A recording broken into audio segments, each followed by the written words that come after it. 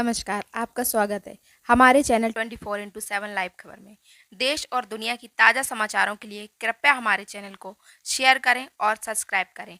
हमारे संवाददाता बनने हेतु हमें संपर्क करें। चलिए दोस्तों, भारत के जंगल जहां दफन है सदियों पुराने राज, और उनमें से एक राज खुला सन 1957 में।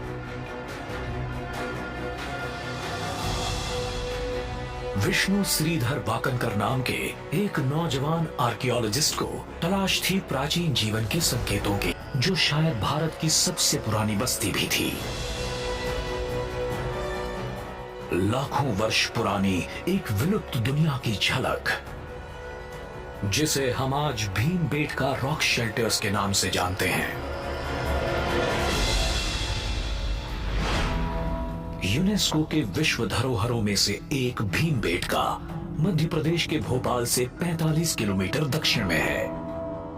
ये प्राचीन बस्ती करीब 10 किलोमीटर में बसी थी। यहाँ मौजूद 700 से ज्यादा गुफाएं प्राचीन भारतीयों का घर थीं।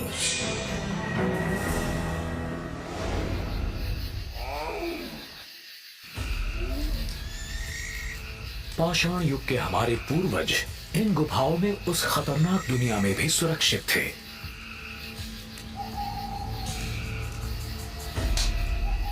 तब लोग शिकार और संग्रह करते, क्योंकि खेती की शुरुआत भी नहीं हुई थी।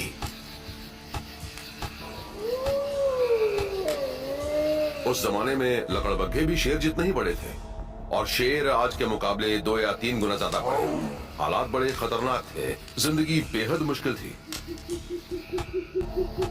पत्थर, हड्डी या सींगों के बने उनके औजार बेहद मामूली थे।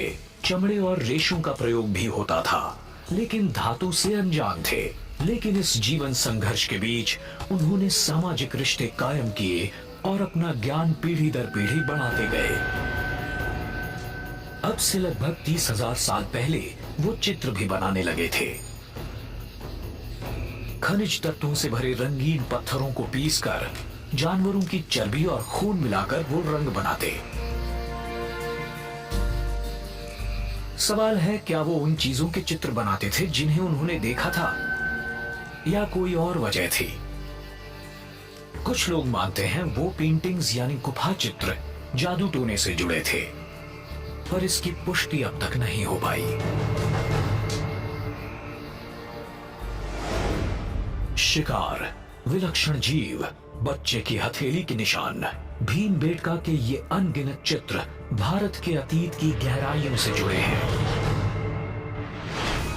मगर एक पाषाण कला तो और भी पुरानी थी।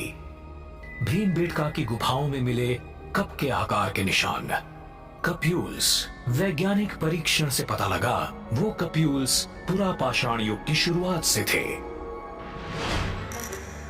अगर हम इसे भारत के इतिहास के पैमाने पर देखें, तो वो सम्राट अशोक से पहले के ही नहीं, सिंधु घाटी की सभ्यता से भी पहले के थे। बल्कि वो भीमबेटका के सबसे पुराने चित्र से भी पुराने थे। कप्यूल्स या कप के आकार के वो शिला चित्र 2 लाख साल से भी ज्यादा पुराने हैं। 90 के दशक के आखिरी दिनों में यहाँ से करीब 350 किलोमीटर दूर चंबल घाटी के मंदसौर में और भी कप्यूल्स मिले। इन्हें सबसे पहले ढूंढा था एक स्कूल हेडमास्टर ने।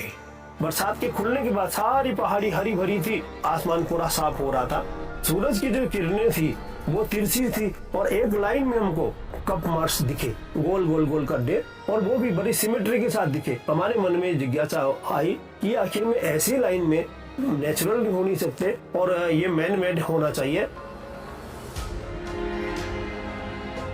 सन 1999 में स्थानीय निवासी रमेश कुमार पंचोली ने एक बड़ी चौंकाने वाली खोज की। घनी झाड़ियों से घिरे एक पठार पर उन्हें एक बड़ी असाधारण गुफा मिली।